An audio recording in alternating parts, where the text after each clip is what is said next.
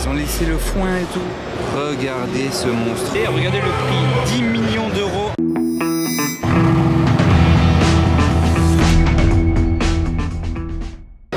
Hello everybody, this is Fipe, comment allez-vous les amis? On se retrouve pour un nouveau vlog au salon Rétromobile. Oui, je suis en train de léviter, je vole, je suis en train de descendre vers le sol. Comme l'année dernière, il y a à l'étage la vente aux enchères Art Curial, la maison de vente, qui a pour des millions d'euros de voitures et je vais m'y rendre dans cette vidéo là. Si vous êtes nouveau, n'oubliez pas de vous abonner. Alors voilà, on y est. Je vais faire ça dans quel sens? Parce que c'est un peu compliqué, il y en a de partout ici. Là, il y a des trucs très intéressants de ce côté-là. Là, je vois une Lamborghini Sian. Donc je vais aller de ce côté-là après. Je vais déjà commencer tout droit, faire la boucle à gauche, terminer à droite.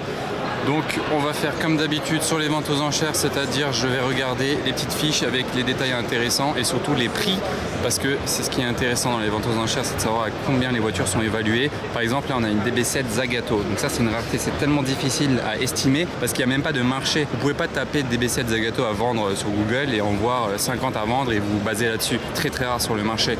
Donc eux c'est leur métier bien évidemment et ils l'ont estimé à 220-280 000 euros. Elle a même pas 5000 km et il n'y en a eu que 99 de produites. Oh, c'est quoi ça derrière là? Et regardez l'arrière de la DB7 Zagato, il est très reconnaissable, il est comme ça. Vous pouvez bien la reconnaître et avec les deux bosses ici là, reconnaissable aussi, la forme de la vitre arrière très bizarre. Voilà, DB7 Zagato. J'ai déjà vu à Monaco en car spotting, c'est quand même assez rare. 300 SL, combien ça vaut une belle 300 SL grise, porte Gullwing de la sorte.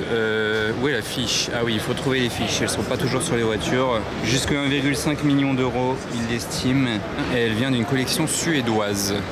Parce qu'il y a des Suédois dans la salle. Voilà, ça j'adore avec les petits skis sur l'arrière. C'est vraiment fou sur une 300 SL cab. On enchaîne, là il y a une Porsche Zinger qui vaut quand même environ 1 million d'euros. Mais elle est magnifique la config, hein. Et même la voiture dans l'ensemble, j'adore ce look. Et Zinger, c'est un préparateur qui est basé en Californie aux États-Unis. Et depuis que la voiture a été sortie de leurs ateliers, elle a fait que 1000 km. Le propriétaire il en a pas énormément profité je trouve. Ça c'est le hardtop de la 300 SL bleue qui est juste ici. Ah, celle-ci c'est sur base de Maserati. On reconnaît les jantes Maserati Gran Turismo MC Stradale beau bleu. L'arrière il ressemble plus du tout à la Maserati, mais alors plus du tout par contre, rien à voir. L'intérieur c'est bien l'intérieur du Gran Turismo, ça oui. Le nom vous l'avez là-haut et l'estimation 330-400 000 euros. Ça a été présenté au Salon de Genève en 2018 et elle est unique. Oh, ils nous ont dégoté de ces tracteurs là. Oh, c'est mi-tracteur, mi-tank le truc. Ouais, ça coûte ça. Oh, c'est trop drôle. Diesel, 40 à 60 000 euros. Ah, une Lamborghini. C'est un Lamborghini celui-là. Et oui, parce que Lamborghini, avant de faire les voitures, faisait des tracteurs comme celui-ci aux couleurs Golf. En plus de ça, vous voyez le Lamborghini, il est très beau. Très sympa. On enchaîne, là il y a de la pagode, il y a tellement de voitures, tellement de diversité, tellement de style. GT3 RS orange là-bas, elle a l'air sympa, on va s'approcher. Elle est aux côtés d'une Exclusive Series. Combien ça cote ça, une 997 GT3 RS? Environ 200 000 euros. Ah ouais, seulement 6000 km, c'est rien pour une voiture comme ça de 2008. Aileron carbone, arceau orange sur l'intérieur, ouais, très sympa. Là on a la Exclusive Series, comme son nom l'indique c'est une série très exclusive de la Porsche Turbo S. 991 phase 2, les détails dorés qui vont bien sur les jantes de la même couleur que la voiture, le carbone ici sur les rétros, sur le capot aussi. Effectivement. Environ 300 000 euros, c'est une édition à 500 exemplaires, moins de 8000 km.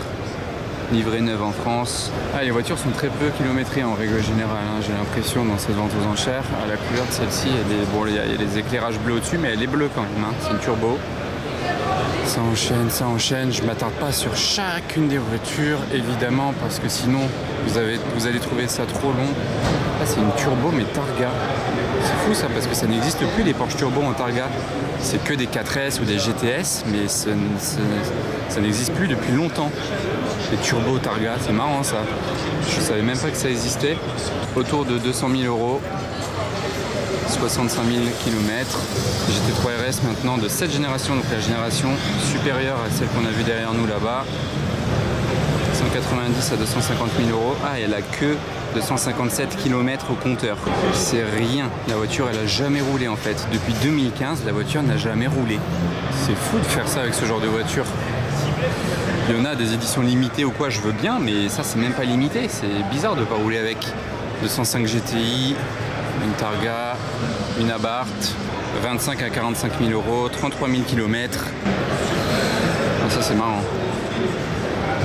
Et là, Abarth, c'est quoi? C'est une édition Ferrari, c'est quoi? Ouais, édition Tributo Ferrari, estimée à 25-35 000 euros, 8000 km.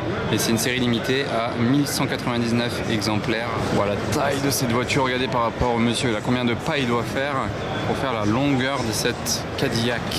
Série 62 cabriolet, 110 000 minimum pour l'estimation.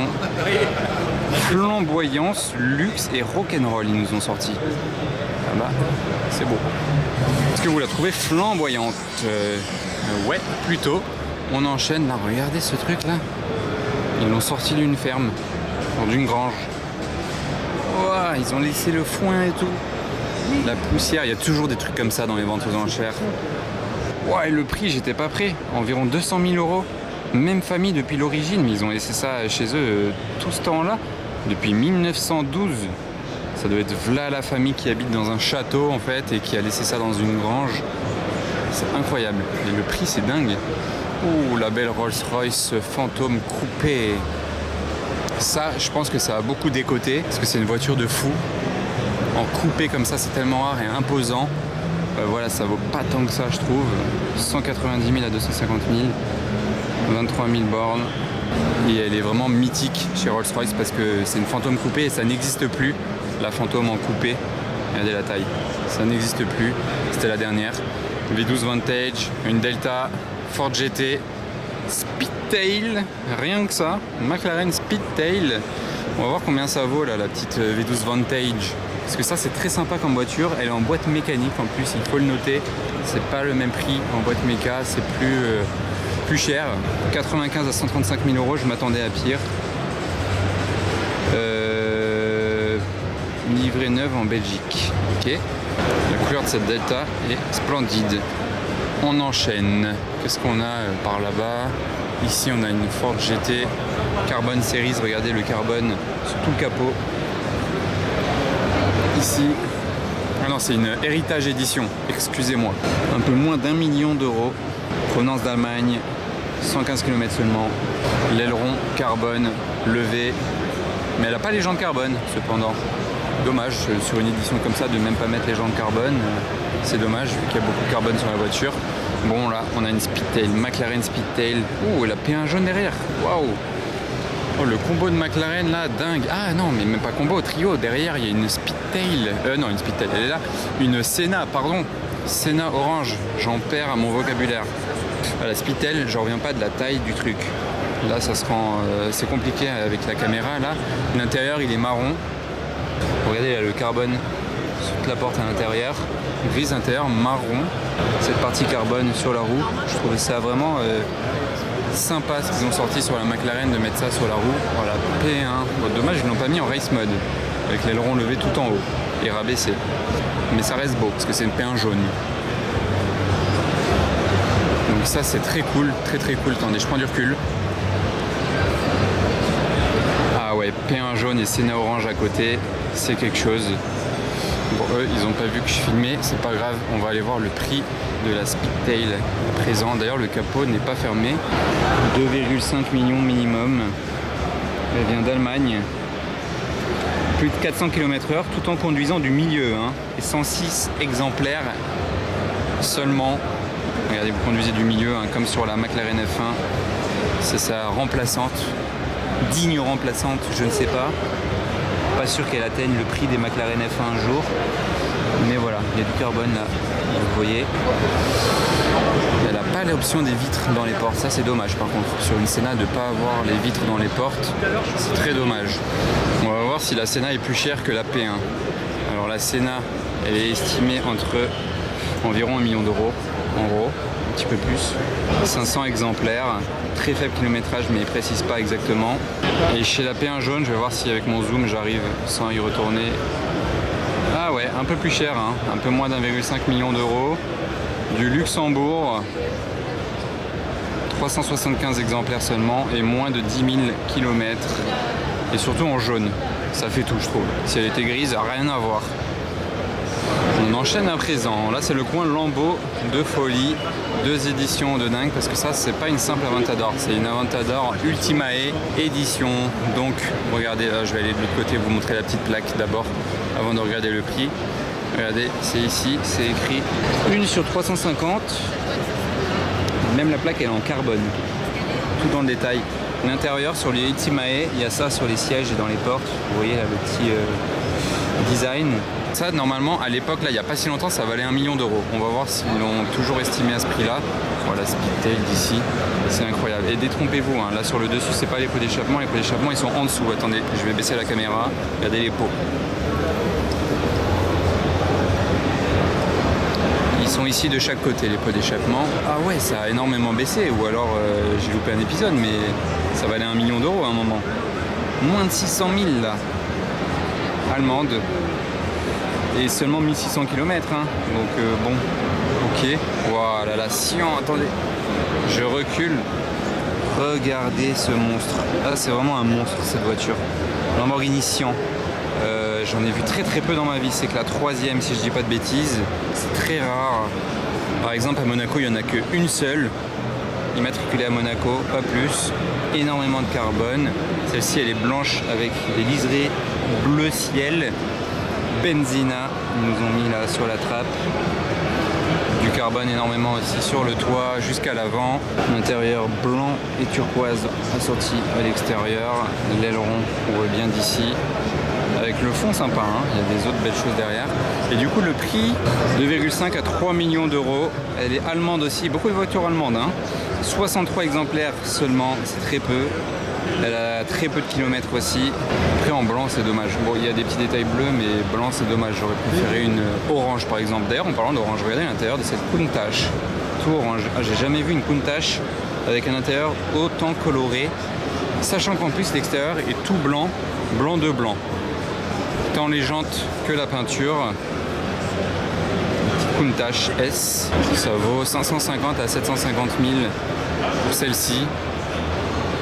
Mais rien que ça, regardez d'ailleurs c'est écrit 63 en référence au fait qu'il n'y a que 63 exemplaires.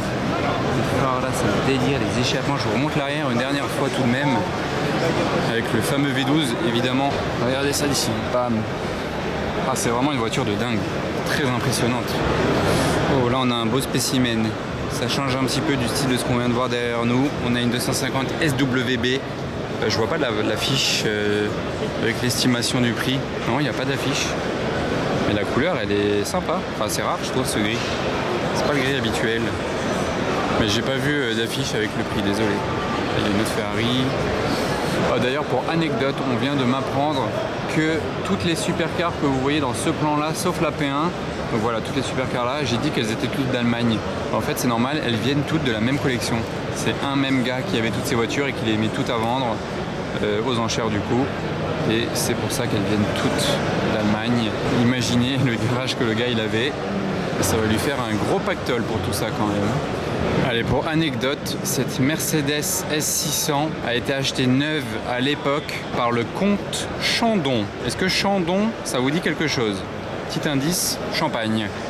Et c'était sa voiture où il se faisait conduire par un chauffeur dans cette magnifique 600 bleu avec des rideaux à l'intérieur. Et elle est estimée 80 à 100 000 euros. Moi je trouve que ça les vaut largement. Celle-ci elle est immense. Et elle est magnifique. Waouh. Impressionnante. Ah, ça c'est du marchepied par contre, hein. Plus gros qu'un marchepied de classe G le truc. Ah mais carrément ça s'ouvre. C'est une malle. C'est pour ça qu'en bas ça descend. Regardez là ça s'ouvre. Vous rangez quoi là-dedans? Truc de fou. Ah, regardez les passagers derrière comme ils sont loin. Là il y a le conducteur et le passager il est tout là-bas derrière, ici. Ok, on va aller voir ça de plus près sur la petite fiche. Ah, il manque l'insigne Rolls-Royce ici sur l'avant. Et qu'est-ce qu'ils nous disent? 160 à 240 000 euros. Le nom est là-haut. Très bien préservé, effectivement. Une Ferrari 250 GT California Pininfarina série 2 avec le hardtop. 1,6-1,8 millions d'euros. Restauration sans limite de coût par les meilleurs ateliers italiens. Et ça nous a donné ceci. C'est vrai qu'elle a l'air neuve. Elle sort d'usine. Regardez même la banquette. Elle sent le neuf. Incroyable, le volant en bois tout fin.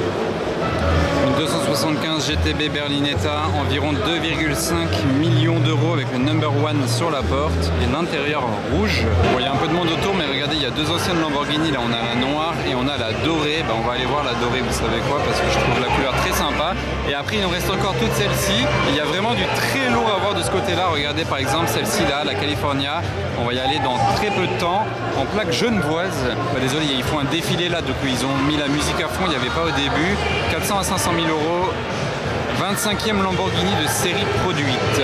Ok, titre allemand de circulation, elle nous vient d'Allemagne. Encore une autre ici. Et on va enchaîner de l'autre côté où il y a une 488 Pista là en plein milieu, grise bande noire.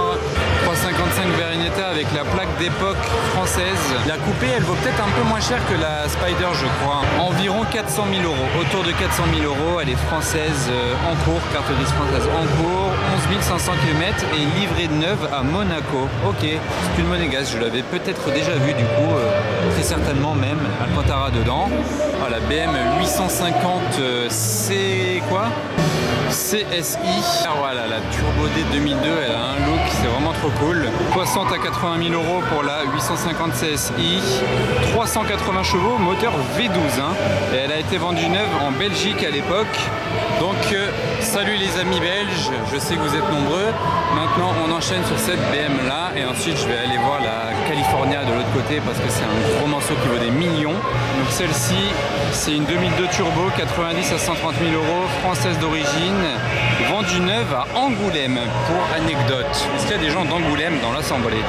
Elle est très sympa celle-là, franchement elle est trop cool. Là, il y a une Dino, 240 à 280 000, elle est espagnole, livrée neuve au Brésil. Ah ça c'est exotique.